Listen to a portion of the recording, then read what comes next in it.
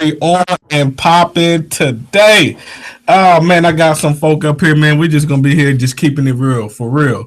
We're gonna keep it all the way real.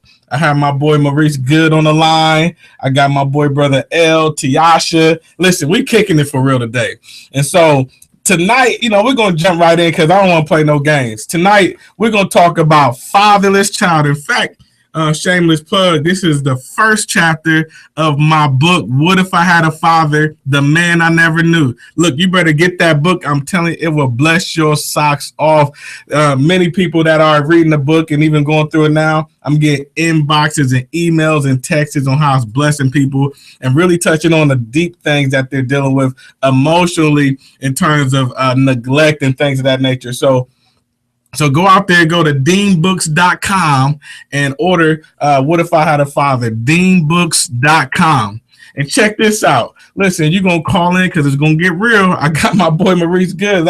Listen, man, he a gunslinger. So I want you to write this number down, the call-in number, 614-577-1464. 614-577-1464. You know what? I might be nice tonight and give out another book. I don't know. People been trying to buy books with food stamps. But here we go. Let's dive into this thing. Y'all ready? Yes. I still got you, Mo. I'm still here, brother. Okay. So fatherless child, right? Chapter 1 of my book, Fatherless Child. And in fact, I can kind of let me just read you just real quick, just a line, just a paragraph or so, just to kind of set the stage, in case you don't know. In fact, while I was pulling up on my iPad, this Thursday at 6:00, I will be doing a book reading and signing at Franklin County Youth Build if you're in the greater Columbus area at the Youth Build building. And that'll start at 6:00. And so you don't want to miss this. It's going to be on. I'll be signing books and those sorts of things and just reading some stuff out of there that I think could bless you. Let me give you this. And I'm gonna just kind of just hit this one, a few sentences. Start out by quoting William Shakespeare. When a father gives to his son, both laugh. When a son gives to his father, both cry. Unquote. As a child, I used to wonder why everyone around me knew their dads. But that wasn't the case for me. I never thought it was unrealistic or unreasonable to have a relationship with my father. The father-sized void in my life was a gaping hole tearing away at me. And at times, the pain was unbearable. What made it more frustrating was that I didn't know where to look for him, and I didn't know who I should approach to get answers. In fact, I didn't know where to start. I was on a quest. And so I just want to, Mo, what you think about that section right there? It's one of those things that that void, man. I can't stop talking about that void that is there in all of us who don't have our fathers. That emptiness that we're always seeking. It's like no matter how much mom, no matter how much grandma, auntie, no matter how many people try to fill that void, it's like a hole in the bottom of the boat. And only one person can plug that hole. Wow. Brother L, come on, man. Holla at me, man. What you think? I'm thinking, because I was thinking about it last night when I started reading the book, and it was like, I kind of like, I be thinking like I didn't have my father. My father was incarcerated for all of my life in the penitentiary, and I am so accustomed to not having him that I had to really think. It was like okay, I pray that if he was in my life, that it would have turned out better than my life has turned out. But I really praise the Lord for everything like that I've been through, because I understand, like I said in one of my raps, I recognize life, so my time ain't wasted. Like, I've really been incarcerated for 8 years. I really didn't lived on the streets. I didn't really, like, my struggle was real hard. So it's like, okay, I ain't dead though. I'm still here. Like, and I know I gotta still be here for a reason. So I'm in a, I feel like I'm secluded from, but I understand. It's like I'm trying to grasp that, like, that father figure. Like, if he was in my life, what would have been different? But he wasn't in my life, so I'm good. I feel great. Like, I'm breathing. I know Jesus Christ is my personal savior. I still got flaws. I'm still working on them, but it's like, maybe it was best. Maybe it was meant for me not to meet my father. Like, you know what I mean? I talked to him maybe about 4 months ago, I think 3 or 4 months ago. He's still incarcerated, and they just gave him 2 more years at the parole board. So let me set the record straight, because, I put a quote out there yesterday, and, I started out as, a friend of mine, because I just wanted to kind of start some conversation. And I want people to kind of feel sorry for me or whatnot. But I just got word about a week ago that my dad, father, was released from prison, and I was battling, and that's kind of leading up to this whole piece tonight. I was battling with, how should I reach out to him? Because I know I want some restoration. I know I wouldn't mind a relationship, because I'm open to that. And so there's kind of some word on the street that, my dad got my book, and there's some things that I wrote in there. And if he's listening, listen to me, my dude. Don't take it personal. This is about fatherlessness. I just had to use my story, right, to help bring it out to the world. Now, don't get me wrong. We got our issues, and we should be working those out in the near future. But hey, I ain't crying no more. I just want to get the issue out there, so that other kids or people in the next generation don't have to deal with what I had to deal with. Does that make sense? Yeah. So, hey, however you want to feel about it, that's you. But I want to put the issue out there. That makes sense, And so when I got you here, Mo, when we talk about is it the child's responsibility to reach out, and is it the child's responsibility to restore their relationship? Okay, so like the topic, let me tell you, and this is the honest to goodness truth. I've been sitting here at 6:15, waiting for 7 o'clock to come, just because I want to make sure I called them. As soon as I read the topic, where you neglected or rejected, man, you hit me straight in the heart with that. I swear to you, I sit here and I'm like, I'm not going nowhere. I'm still at work. And I was like, I'm not moving, because, the topic, neglected and I felt both. I still feel both. And let me tell you, I've never met my father. And to tell you the deepness of the situation, the very first time I inquired about the man, through my mom's, she kind of brushed over it, and that was that. And so, me being raised by her, I didn't want to make her feel bad, like, okay, now I'm a man and I'm looking and I'm going to go out and find this man, and forget about her. So I left it alone. So now I'm, that's 20 something. Now I'm in my 30s, and I'm like, yo, this void is still here. This emptiness is still here, right? And on top of that, I'm about to have a child. And so I'm like feeling like I need to find out about this man, because for no other reason than to be able to tell my child something. So I go back to mom's, and I'm like, tell her I hit her. I said, well, I'm getting ready to go on the internet to look for my father, and give that leadway, and it made her angry. You know, it really upsetted her.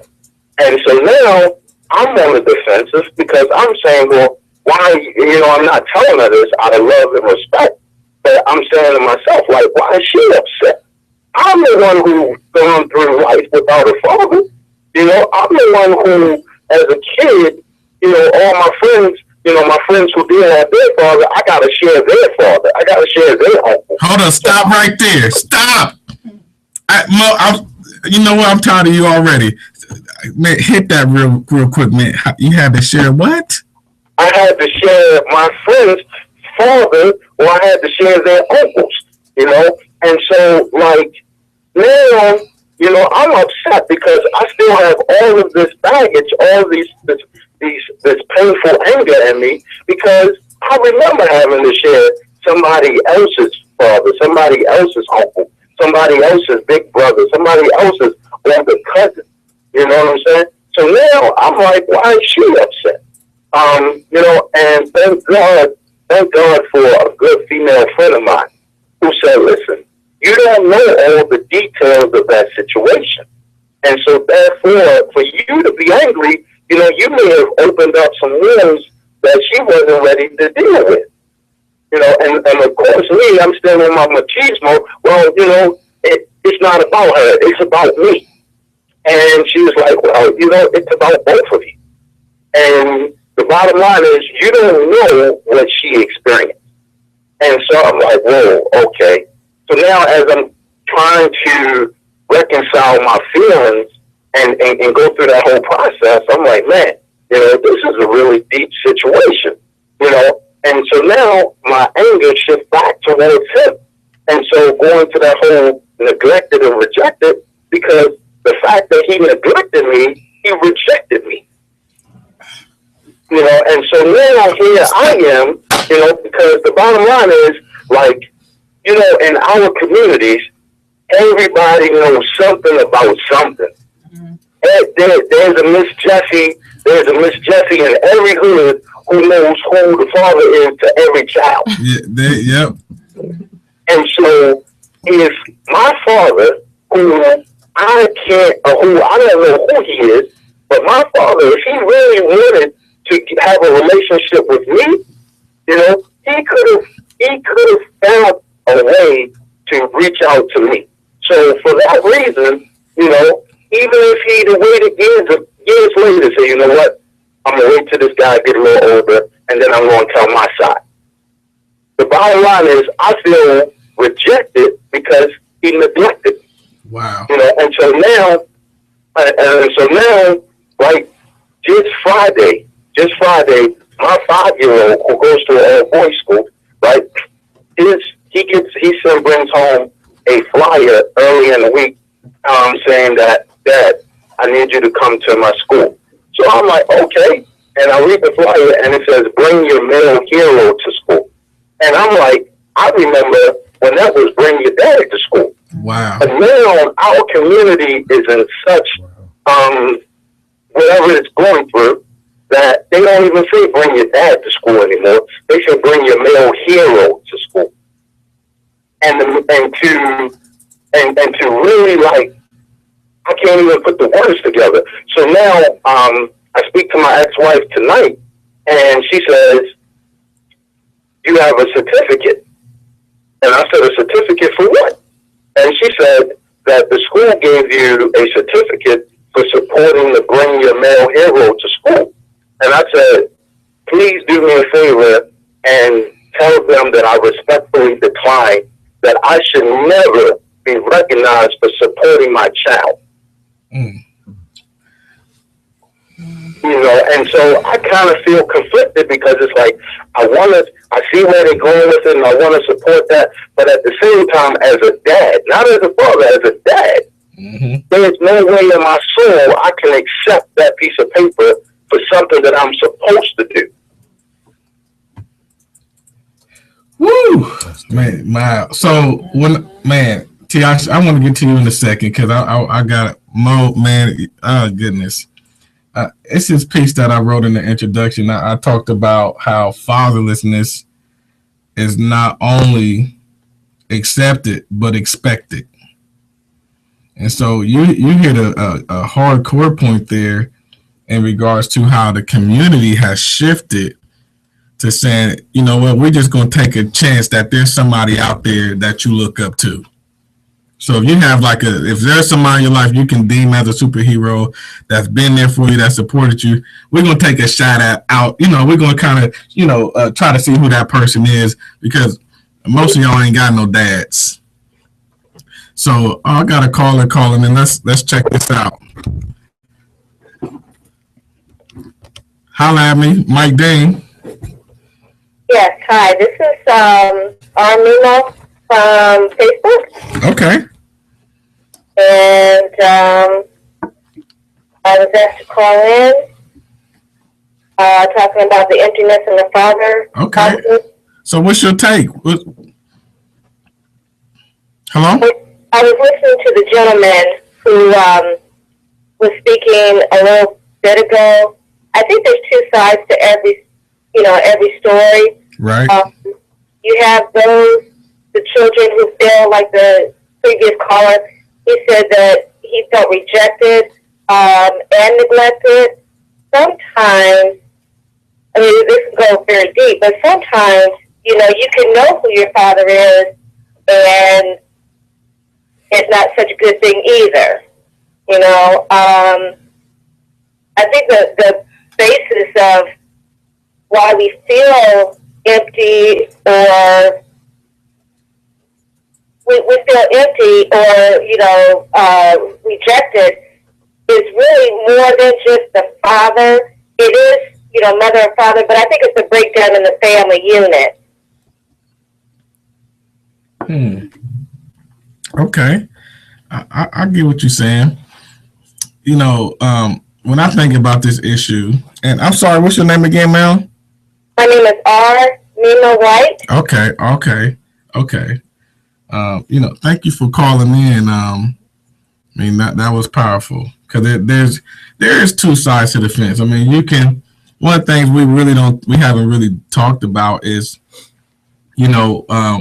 what made Daddy leave, and what happened in terms of the mother and father relationship. Did they just not get along?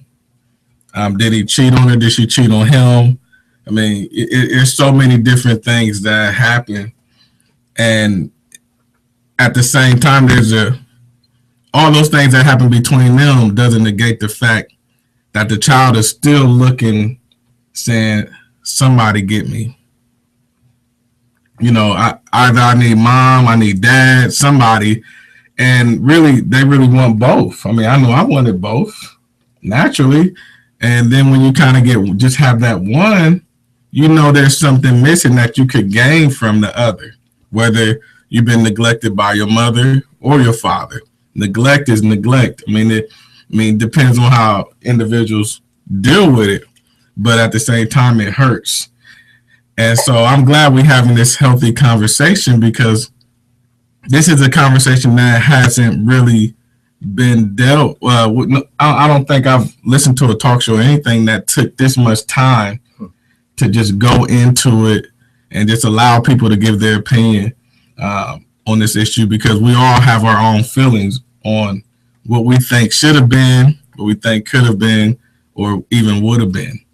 Exactly. And so, Tiasha, I have a sister here, Tiasha.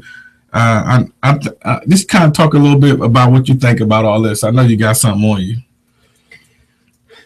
I also think it goes both ways, as far as like some men, when they walk away, it for the most part, it is a decision that they made to either give up trying to be in their child's life or not at all. And I know, as far as with my situation, as far as my father, I had my father in my life and then gone, and then in my life and then gone, which was his decision. But then it was also the role my mother played. She dangled me. My dad was in the Army, so he was away a lot. when they walk away. So, You know, for the most part, it is a decision that they made to either give up trying to be in their child's life or not at all. turn your radio down. So, you know, and I'm hearing what you're saying, Tiasha. Let me just chime in real quick. And Mo, you still on the line? Yes, sir. I'm still here. One thing I wrote this. Now this messed me up because, you know, I think leaving really is not the big problem for me, because I put, you know, men not only leave but relieve themselves of what it takes daily to raise a child. So if you leave and kind of relocate and you still come by and see me and be a part of my life, that's something between you and mama, but you still thinking about me and want me a part of your life. But when you relieve yourself, that's saying something else. And then to me, that's where the where the neglect piece is concretized. Yeah, because I'm in that. I'm thinking about it myself. Like right now, and it's like I got twin girls and my first son with a woman, and for the longest I was in there, like we was living together, you know, like we weren't married or nothing like that, but we were living together and I was in their lives. Now, as soon as me and her didn't work out, I found it hard to be around her, and she made it super hard for me to be around my children without her being in the picture.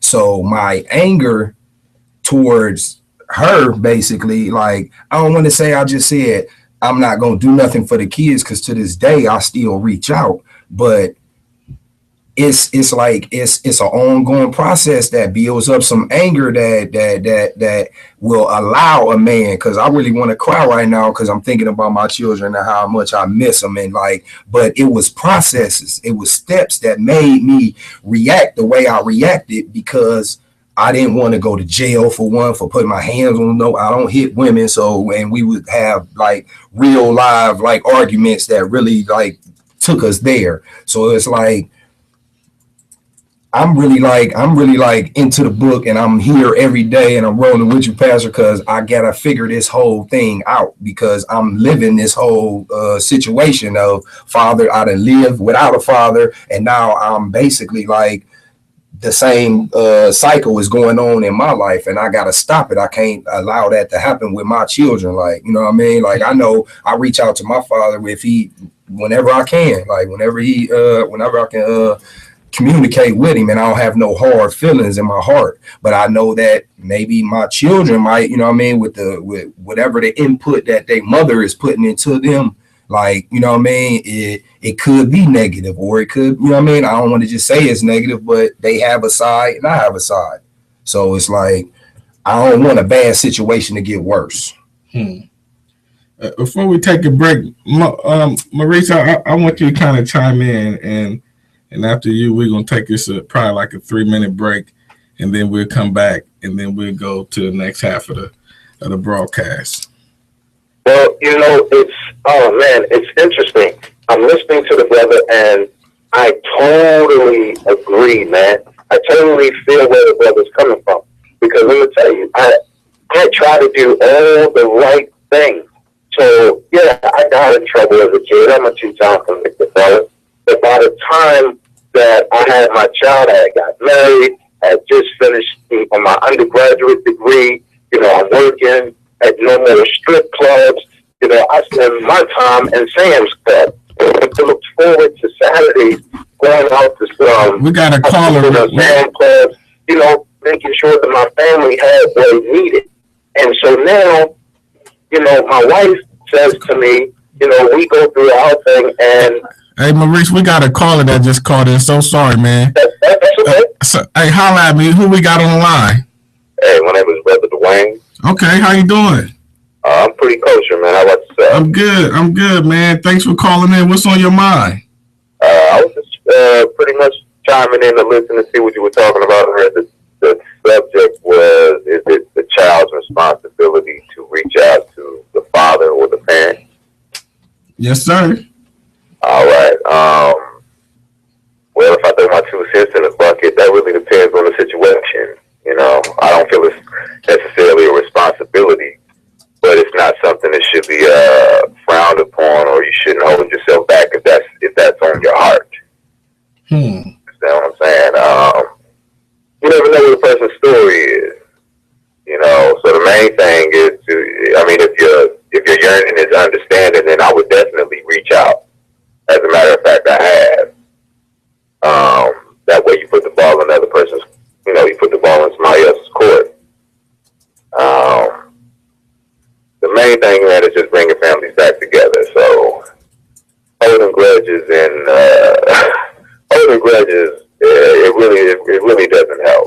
Right. really doesn't help. So I wouldn't say that it's a child's responsibility. I would say to any child out there that has an opportunity to reach out to their father, take it. You know, you didn't have to be born, as far as you know, and if you want those answers, you know, seek. Pretty much it. I appreciate you for calling in, man. That was powerful. Oh, no problem, man. No problem. Thanks for calling. All right. Wow. Mo, you want to kind of time on that for a second, then we're gonna go to a commercial. It's really a complicated situation, because again, it's two sides to the coin, right? But at the same time, there has to be an accountability and responsibility on us as the father, and hopefully we trade that title of father and for the title of dad. I'm a firm believer that there's a huge difference between a father and a dad. As far as I'm concerned, a father simply, he simply just helped to create the child. The dad is the one who's invested. You invest time, you invest resources, and it's so much more than just the money. Let's talk about the values, right? Let's talk about embedding those values in the children that's going to outlast you and be part of the legacy. So, I hear brothers all the time say, well, listen, my baby mother, my ex-wife, and I hear all that. But I also say this, something or someone that is important to you, you find a way. And even if you have to go through the courts to get visitation, you do. If that child is truly important to you, then you make a way. You try to work it out with your mama, your auntie, your cousin, somebody pick up the child and you pick up the child from them. Or like I said, last result, you got to go through the courts. Then you do whatever you have to do, but you show that child that they are willing for you. They are worthy of you moving every mountain to see them and to invest and pour into them. Wow.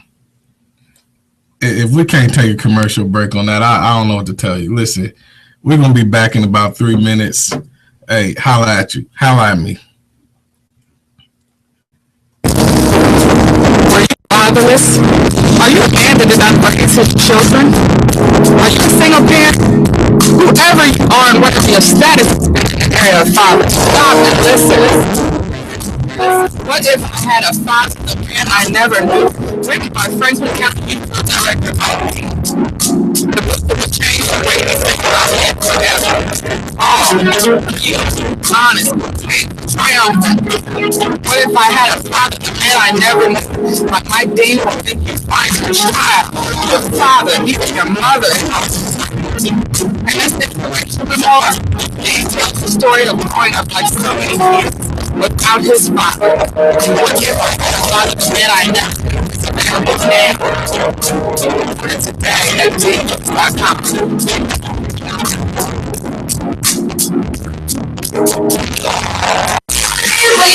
I'm Brian E.J. Robinson, the host of Empowering Your Life right here on Holy Hills Radio. I invite you to tune in every Tuesday night at 9 p.m. where we will be discussing everyday real-life issues within the body of Christ. We desire you to be free, to live life with power and authority. This show will give you principles and powerpoints to transform our life from ordinary to extraordinary. So again, I invite you to tune in to Empowering Your Life Wednesday nights at 9 p.m. where we are empowering your generation. One life at a time. He'll give you hope to believe to empower your life.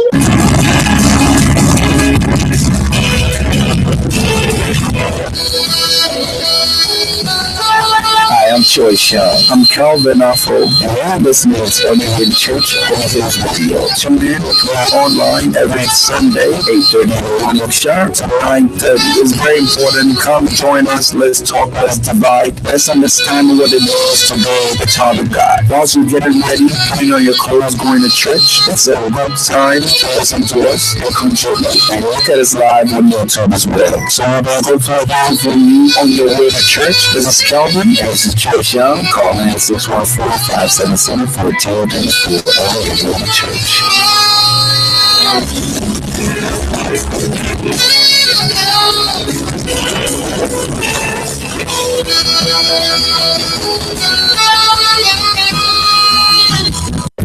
Holla at me. Holla at me. Be on a video. Be on a video. Holla at me. Be on a video. Be on a video. Holla at me. Holla at me. Be on the radio. Wow. We are back. I thank you for, just waiting on us throughout this commercial break. Again, I got my boy Maurice Good all the way from the Bronx, right? Or Brooklyn? Well, I'm in Brooklyn right now. I'm in Wood. Okay. In the 5 boroughs. He in one of the boroughs. Exactly. And I got my brother L with us and Tiasha. We're kicking it for real. And we're just keeping it all the way real with this whole fatherless piece.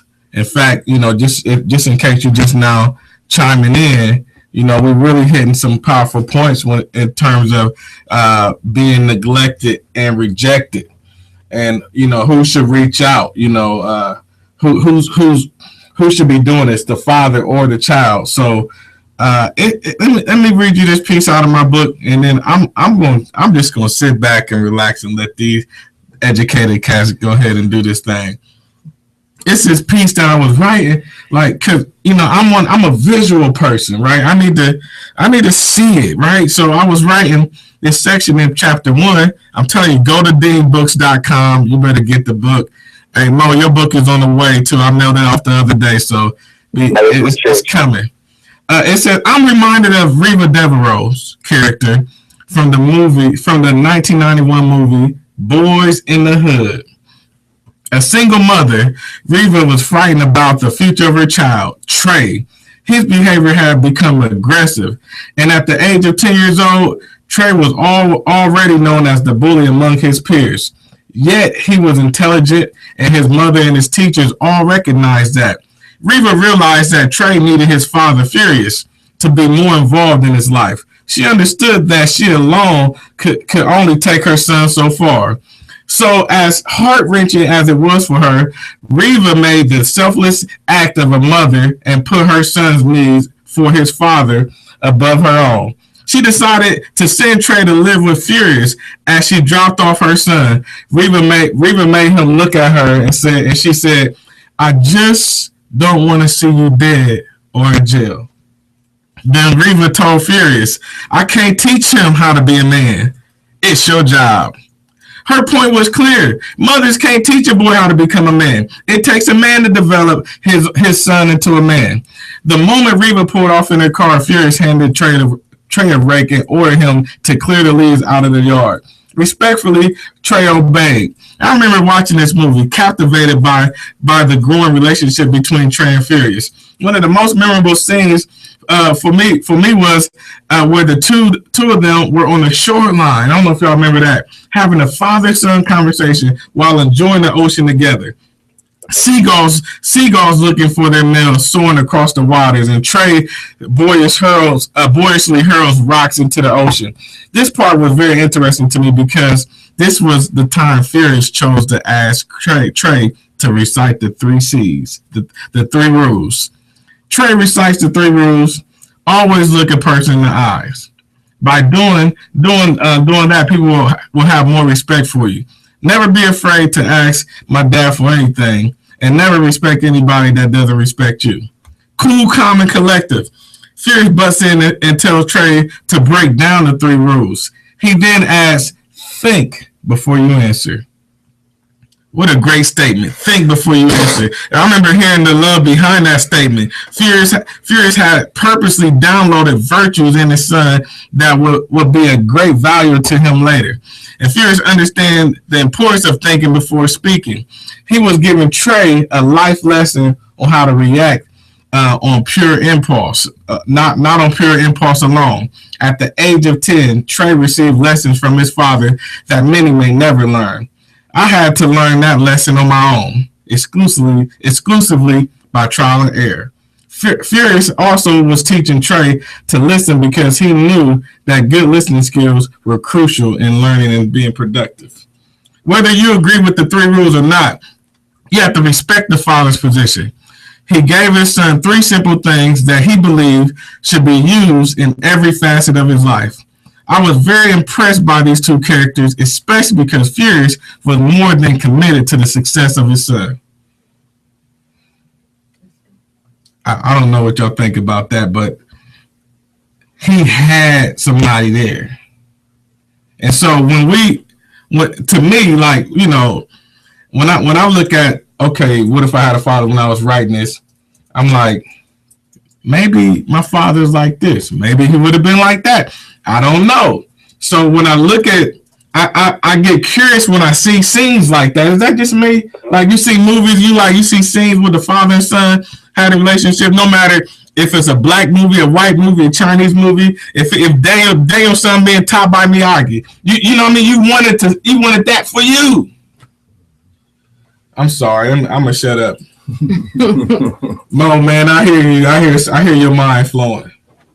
You know, it's crazy, man, because okay, as I should, you know. So now I'm happily divorced, you know, because we're better friends. And I ride for my ex-wife, my ex-wife rides for me. And guess what? We do it in such a way that our son knows us as friends. He knows us as mommy and daddy, but he also knows us as friends. You know, there's times when we sit down, he's in the middle, in between us, and we're reading a book together. Now, this doesn't mean that I'm trying to get back with her. She wants me back. It's not about us. It's about him.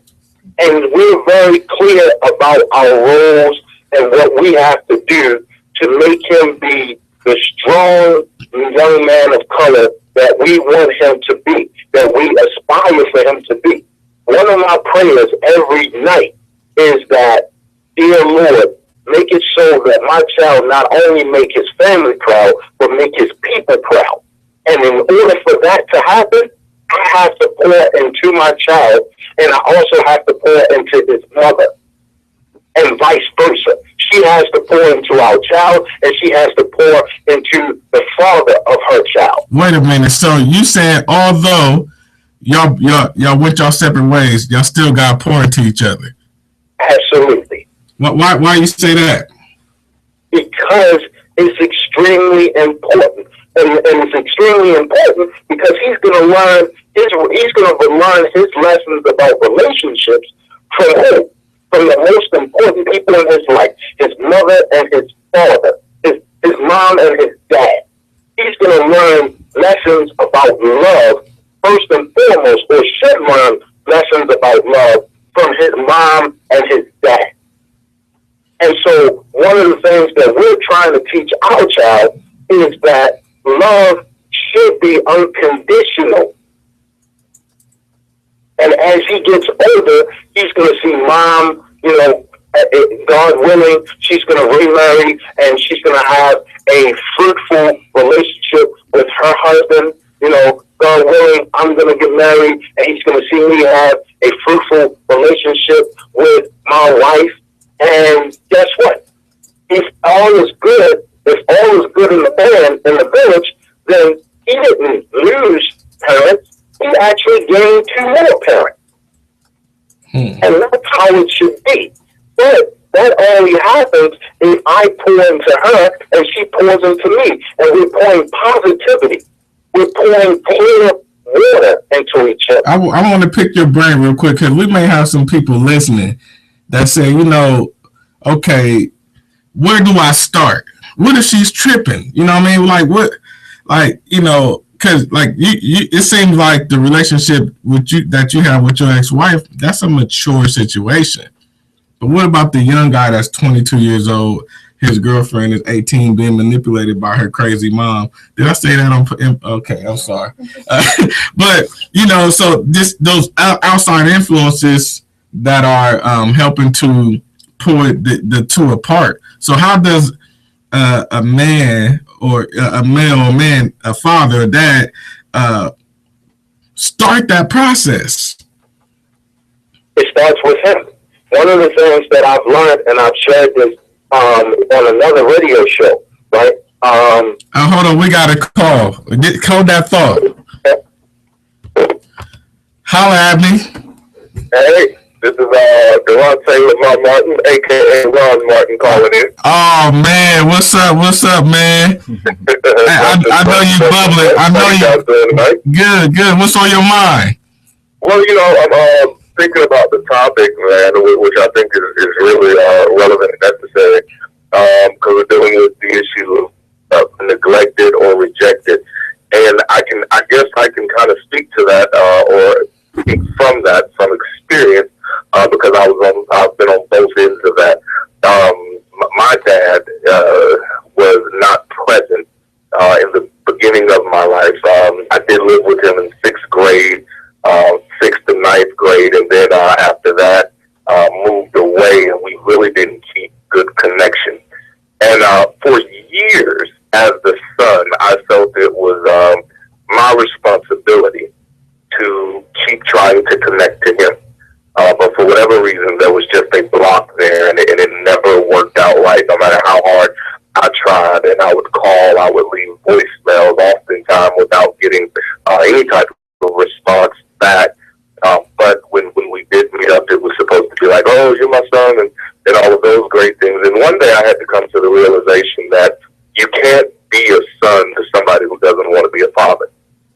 And so I had to literally shift the way I treated him, or even the way I responded to him. So I can, I don't know if I have an expert opinion on it, but that's definitely my personal experience with it. I've been in that place where I've tried dealing with those feelings of being neglected and rejected, and I've tried to reconcile that relationship. But ultimately, I feel that it is the father's responsibility to reach out to their children.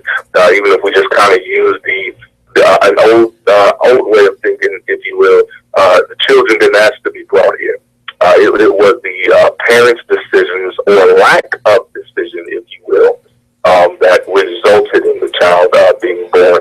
So when that is the scenario, it is the father's responsibility to reach out to the child, reconnect to the child, or, and I may be a little extremist here, just disappear. So that's my little 2 cents for the night. Wow, man! Thank you for calling in, man. Thank you. We're gonna talk a little later. Okay, thank absolutely, you, bro. Bless you, man. Yes, sir. So Mo, man, I know you capturing all of this, and you just here taking us to school. What? Come on, man.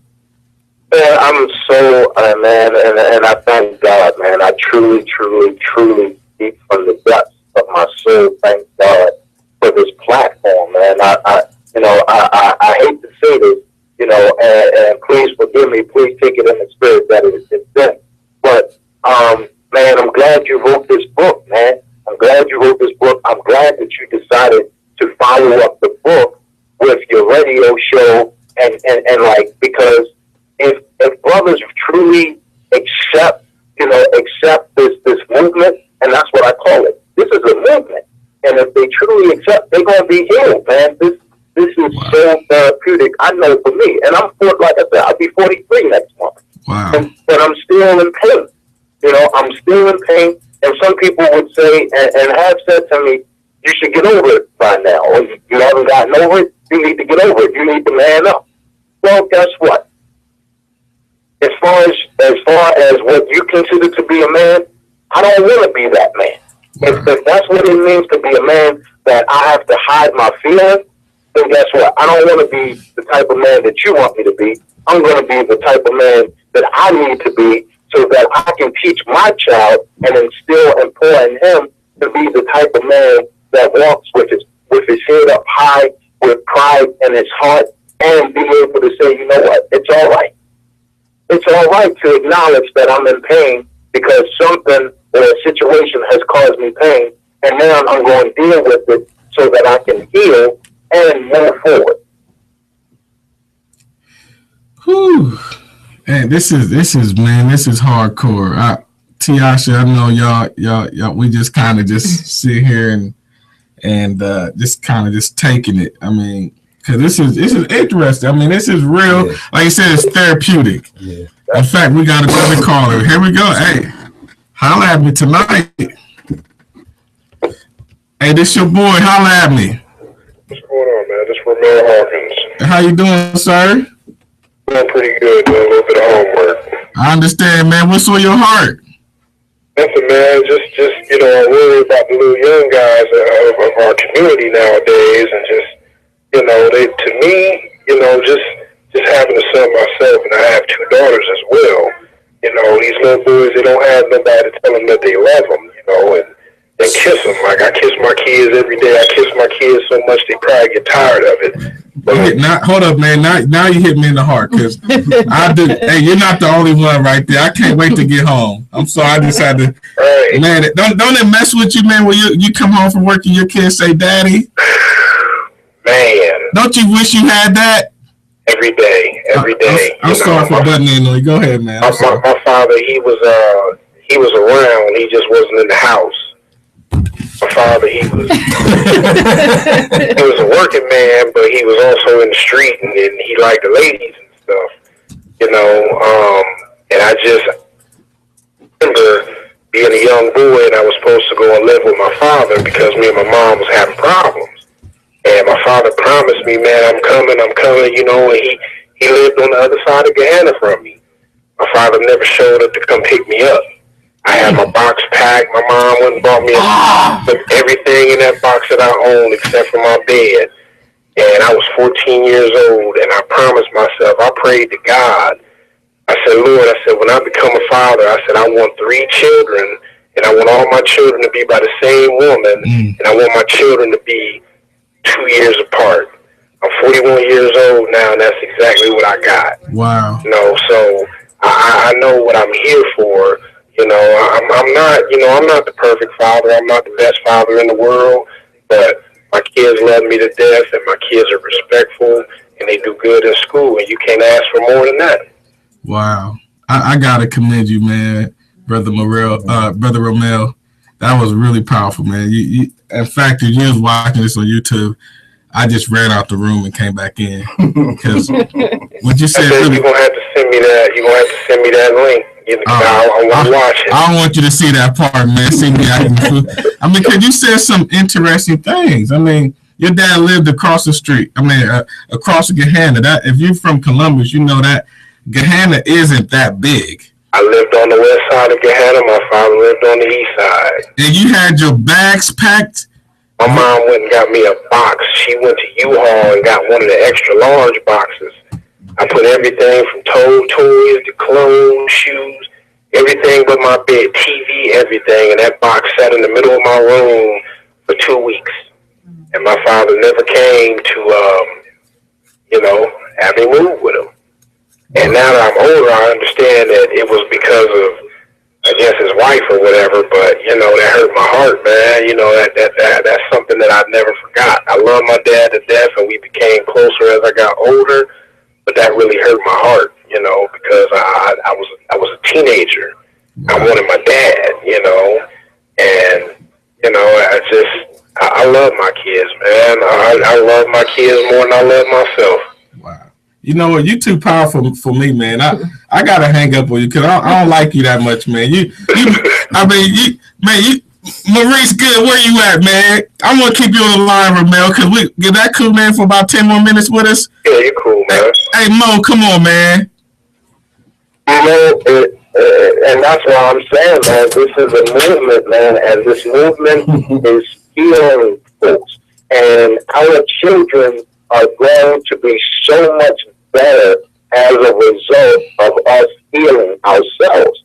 Because I'm gonna tell you, as the saying goes, hurt people, man. And so being able, I listened to the brother and he said it hurt my heart, and I felt that, and because I know how I felt when there's some type of event and no daddy around. Daddy ain't nowhere to be found. Where's your father? And so now you gotta make up something.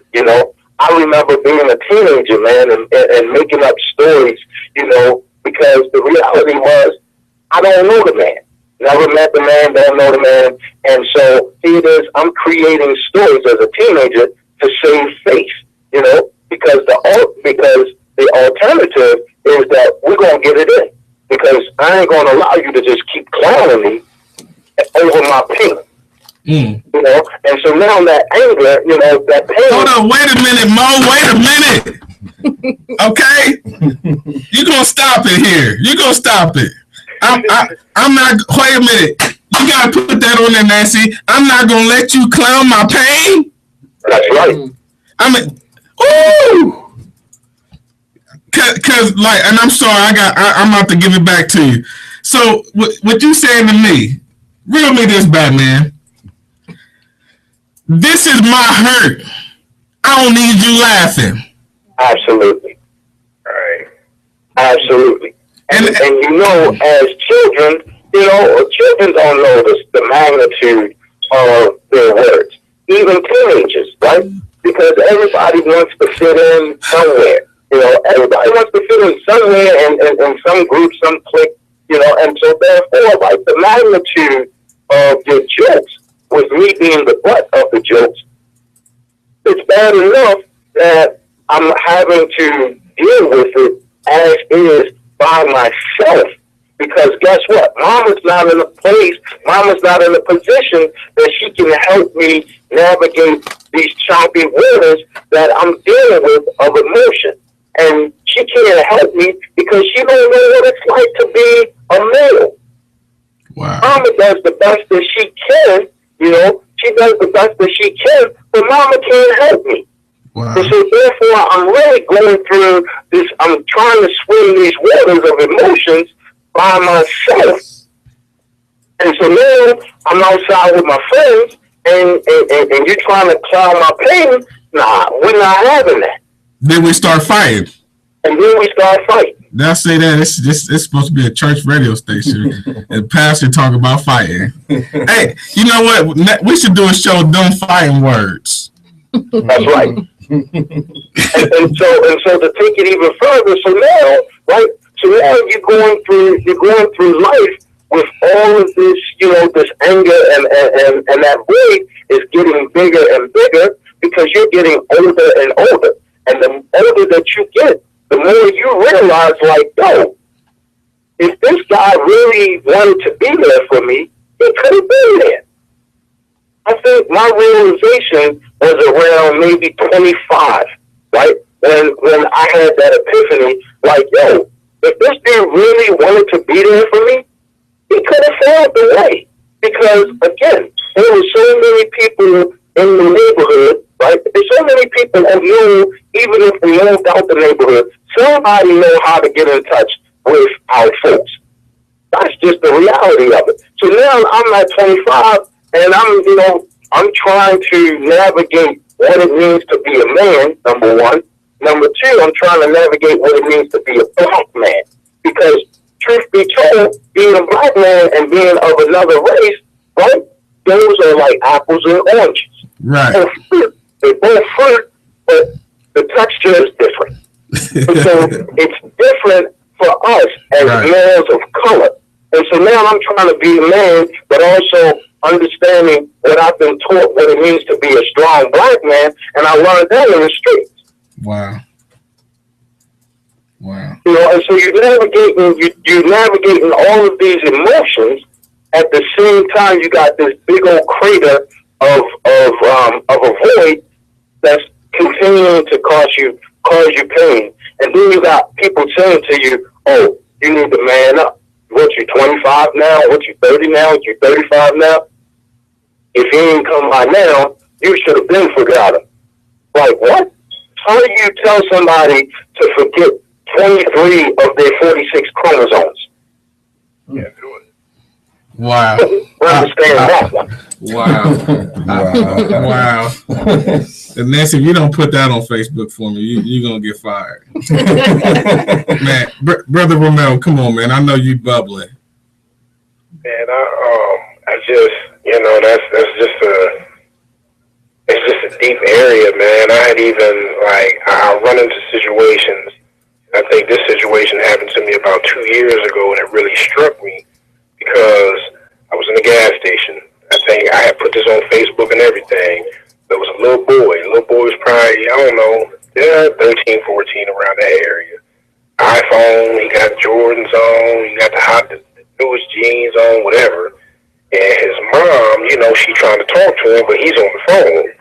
And he getting smart with his mom on the phone and showing off for his little friends and this and that. So I'm listening to it, and I'm seeing his mom's face. And I went over to his mom. I said, "Excuse me, ma'am." I said, "That's your son?" She said, "Yeah, that's my son." I said, "Do you mind if I, you know, just talk to him for a little bit?" She said, "You know, no problem." So I walked up to him, you know, told him what my name was, and I said, "Man, let me holler at you for a minute." And he, you know, he was apprehensive a little bit, but he, you know, okay, yeah, I'll talk to you. And I got to talking to the little boy, and I said, "Man, who bought you that phone that you talking on?" He said, "My mom bought it for me." I said, "Them some nice Jordans you got on." I said, "Who bought those for you?" He said, "My mom." I said, "That's a nice little leather coat you got on." I said, "Your mom bought that too, huh?" And yeah. I said, "Well, look, man," I said, "It's not cool the way you talking to your mom." I said, "You trying to show off for your little friends and stuff." I said, "That's not cool." I said, "You being like real disrespectful to his mom, and something strange happened." And it shocked me because his mom, she started crying. But then in that same moment, it's like she kind of got, I don't want to say she got mad at me, but it was like, you know, she kind of stopped me from talking to him like it was enough, you know, like I was chastising him or whatever, but that's not what I was trying to do. I was just trying to talk to the little boy because of the way he was talking to his mom, you know, and it's just, I don't know, a lot of these little boys, I don't know, but, you know, I feel sorry for them because they just don't have somebody that love them. And we out here dying over stupid stuff, man. We dying at an alarming rate over dumb stuff. And that's because they don't know any better and they ain't have nobody there to teach them. Wow. Wow. You know, wow. We're gonna have to close down in a minute. Let me do this. I wanna kind of give everybody about 30 seconds to give their take on just however they feeling right now about this show. This particular broadcast. El, why don't you go ahead and start? We hit Tiasha and we just kind of go around like that. I think I'm kind of where what's his name, brother? Maurice? No. Romel? Yeah. Brother Maurice. I think it was Brother Maurice. We was talking over the first break. And I'm still fighting the tears back now because I know that I didn't stepped into the pain basically. Like I didn't put my, you know how you get ready to go swimming and you put your toe in the water just to see, you know what I mean, how cold it is. And I think like it's a fear because it's a lot of pain. You hear me? Like it's a lot of pain. So I'm gonna take that advice. You know what I mean? I'm gonna go hard, like with trying to reach out to my children, trying to reach out to my Lord and personal Savior, so that this pain will be subsided. Because I gotta have my family. Like I love my family, and my heart is big. And you know what I mean? I love all you brothers that's speaking on the show. You know what I mean? And I accept. I done had a nice good piece of meat, you know what I mean, to chew up tonight. So I praise y'all, I bless y'all, and that's pretty much it for me right now. Like, you know, I usually have a lot to go hard with, but I'm in an emotional state of trying to, you know, digest everything that's going on. Wow. Tiasha. It's very helpful to me because I can relate to everything that's being said. Like I went from watching boxes coming in mail from my dad from overseas to letters being sent back, everything being Like sent the back. phone cut out. Okay, you still there? It's like the phone cut out. Oh, you gotta get up close to the mic. Everything being sent back that my father was sending me. And, to when he came home and was about to move out of town, I'm like, I want to go. I want to go. My mom wasn't on it. I'm like, you're not going to let me go. It turned into anger and hatred. As a kid, I'm 8 years old, wanting to go live with my dad because you was denying him his right to see me. Went to live with him. Wife didn't like me. I wanted to come back home. So everything was like different things that I went through as a kid. And I can hear that, the pain that all these men are feeling. And I too watched my dad go through that battle with, I love my daughter. I got my wife. I'm just now getting my daughter in my life. She can't live with me, but what do I do? So ended up going back home, and then going back home was out of sight, out of mind. So I too became neglected.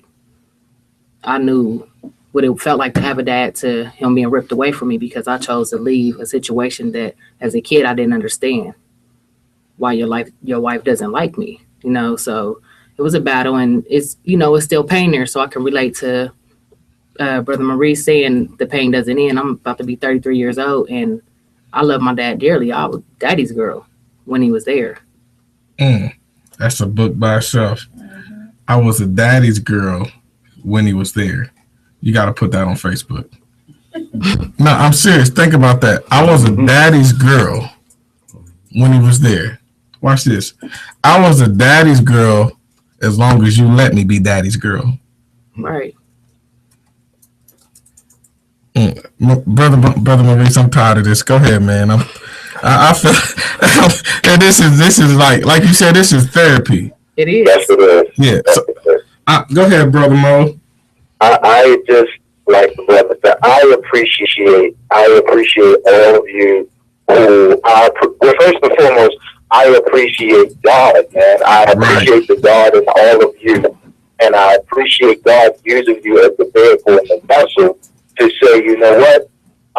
This is the message that I want my children to hear. And so you're bringing the message to his children who are in need of healing, right? So those fathers, we don't see it that way, right? Because fathers are supposed to be the tough guy and all of that. But these fathers, even these fathers who aren't there for their children, are God's children. These fathers are God's children. And so the fact that he said, you know what, I'm going to use those of you who have experienced this to be the deliverers of my message and letting those of my children know that guess what, it's never too late to come home. So I appreciate all of you for this movement. I appreciate you for allowing me to share. I appreciate you for allowing me to heal. So because a healed father makes sure his son never feels pain. Not that type of pain. Oh my goodness. I know you, Sister Nancy, if you don't get that, you fired. I'm sorry for threatening her like that on the air, but this is I'm teasing you. Look, she looking at me. I said, you gonna fire me now.